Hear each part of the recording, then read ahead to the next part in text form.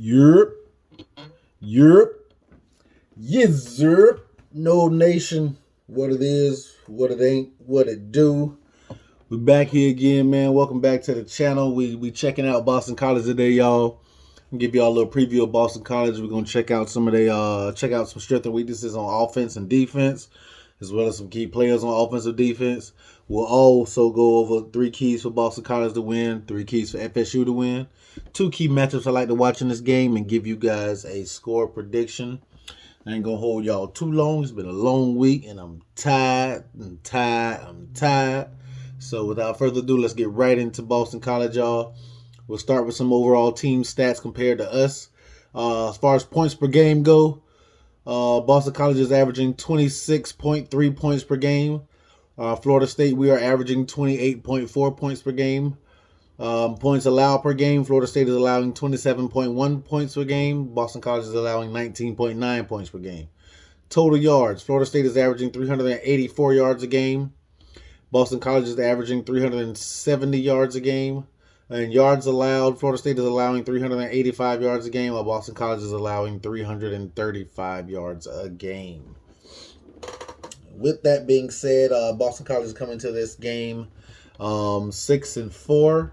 Winners of their last 2. Before that, they dropped 3 in a row. Florida State is coming into this matchup 4-6. Winning last week in dramatic fashion over the Miami Hurricanes. Then losing 2 weeks before that to NC State and Clemson. Let's get right into Boston College's offense. On the offensive side of the ball, some strengths for the offense is the running game. The way they're balanced on offense and Boston College's old school attack. These guys are going to line up under center. They're going to run some I formation. They're going to do some stuff like that. They also give you some shotgun looks as well. But these guys' running game is very good. Overall, they're running at a 4.2 yard per clip average with 19 rushing touchdowns on the year. Quarterback's mobile. He just got back from injury. Phil Jokovic, I'm thinking. Yeah, y'all correct me if I'm wrong, Boston College fans, if y'all checking in. But yeah, man, just some strengths on offense. The running game, the way they're very balanced on offense. The running game is probably their bread and butter on offense, but they're balanced in their attack. So they are going to run the ball, but they are going to throw the ball as well. And they're going to do that same way Florida State does, run the ball to set up the pass. And some weaknesses on offense, pass blocking. They've given up 17 sacks so far against their quarterbacks this year. And turnovers. Turnovers have been bad. Giving up 8 interceptions so far this year between the 2 quarterbacks and a few fumbles here and there. So some strengths on the offense, the running game, the balance on offense, and that old school I formation pro look attack that they have, and some weaknesses on offense, pass blocking and turnovers. Some key players on offense. Quarterback Phil Jokovic, I touched on him a little earlier. He's back from injury. He has 39 completions on the year for 39 completions against 61 attempts for 747 yards. He also has 5 touchdowns and 1 interception, and he has not been sacked so far this year, but he hasn't played much due to injury. I think he just got back either last week or the week before that. At running back, this is the bread and butter of their offense. This is the guy that's going to make it go, and that's Pat Garwo. The third, he has 170 carries, 909 yards at a 5.3 yard average and 6 touchdowns. And we also have a wide receiver. We have Zay Flowers, who's going to be the leading wide receiver with 40 receptions, 643 yards, and 4 touchdowns. And then you also have wide receiver Jaden Williams, who has 17 catches, 181 yards, and 3 touchdowns. And then the big tight end that they use, Trey Barry, who has 20 catches, the second leading receiver on the team, with 20 catches, 347 yards, and 3 touchdowns. Now let's move on to the defensive side of the ball for Boston College.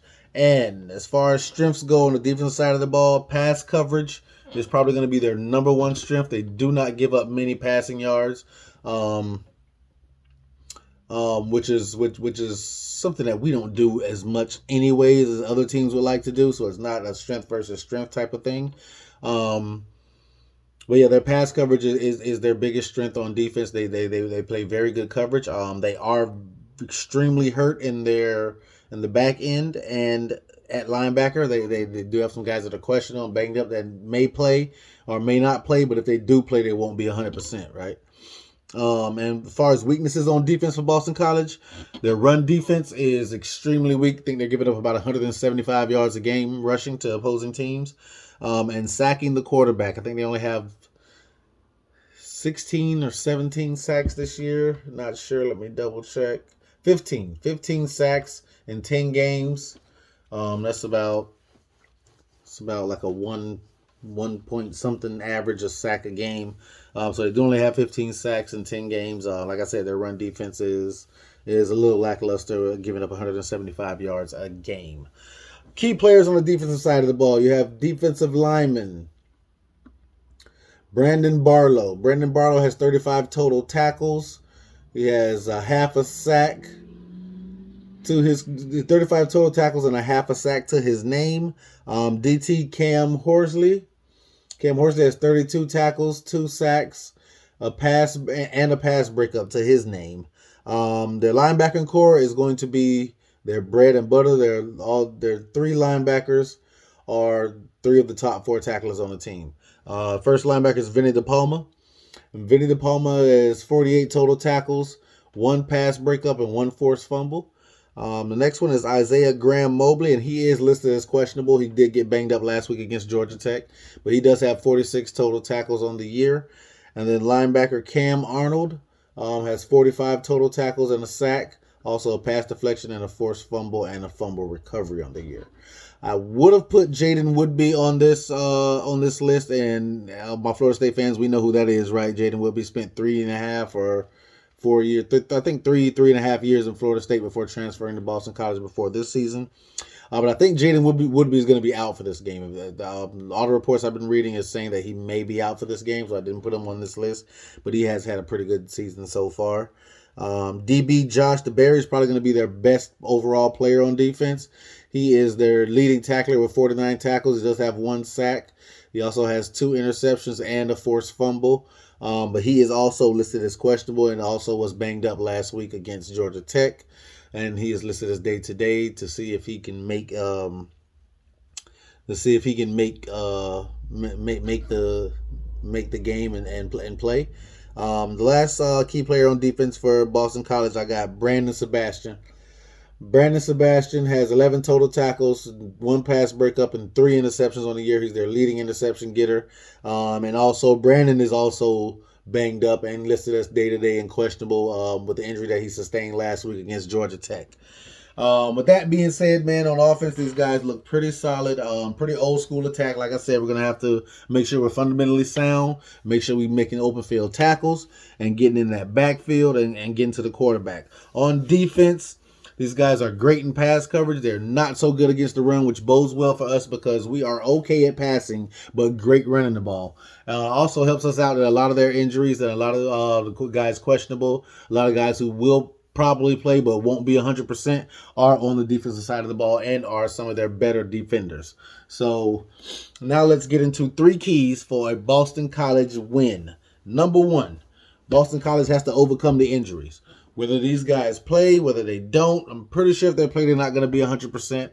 They're going to have to overcome the injuries because the injuries are to key players. So that is something Boston College is going to have to do to win this game, is overcome those injuries. Number 2, they have to play the best run defense they've played all year on Saturday. And the reason why I say that is because Florida State is going to try to run the ball down their throats. That's what we do. That's what we have known to do this year, and we are going to try to do it, especially seeing how many rushing yards they're giving up per game. So, Boston College has to play the best run defense they've played so far this year. Number 3 for Boston College win is to create big plays on offense. We all know FSU's defense is prone to giving up a big play here or there. Boston College has to capitalize on those lapses that Florida State's defense has sometimes, especially in the back end, and get some big plays. I don't think this is the game Boston College wants to try to grind it out with Florida State, because I do think Florida State's overall running game is a little better than Boston College's. So They have to create those big plays on offense, man, to move the ball down the field, take some momentum, especially at home, and keep the momentum on their side. So 3 keys to a Boston College win. Number 1, overcome injuries. Number 2, play the best run defense you played all year. And number 3, create big plays on offense. And now for 3 keys to an FSU win. Number 1, we got to contain their quarterback and their running game. Quarterback does have some good legs that he can get out of the pocket and make some plays with his feet. We just have to contain him and contain that running game, man. We played great against the run the past few weeks.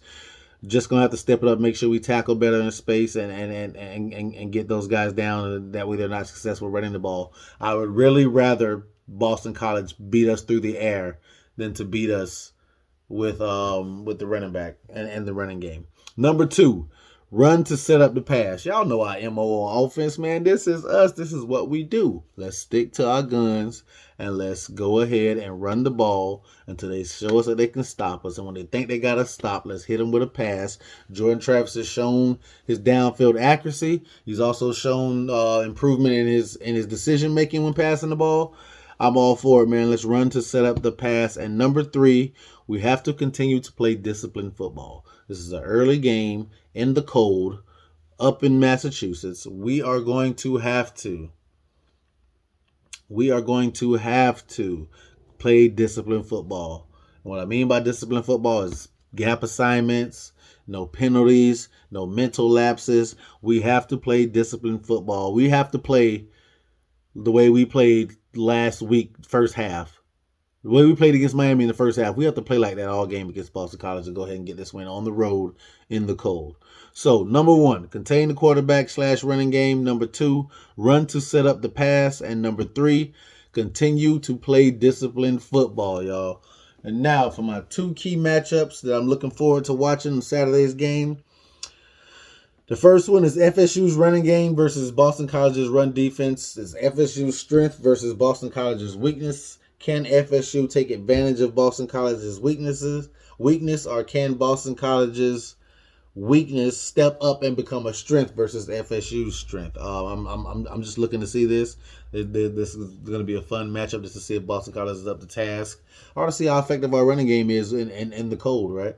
And the second key matchup I'm looking forward to is Boston College's O-line versus Florida State's defensive line. Florida State defensive line has been causing havoc for opposing quarterbacks the last few weeks, and with Jermaine Johnson especially getting into his bag. So I just want to see what Boston College's O-line can do against FSU's D-line, being that the O-line has given up 17 sacks so far this year. I think Florida State's defensive line can feast on those guys, especially Jermaine Johnson. And if they do start doubling Jermaine Johnson, then it opens it up for guys like Kurt Thomas and those guys to get some pressure in on the Boston College quarterback. And now, with all that being said, everything I done huffed and puffed out my mouth, it's time for the score prediction. And y'all, my score prediction is FSU winning this thing 27-17, keeping our bowl hopes alive on the road in Boston College in the cold. Let's get down here, take care of business, and get on back to Florida where it's a little warmer, and let's do our thing. And y'all already know.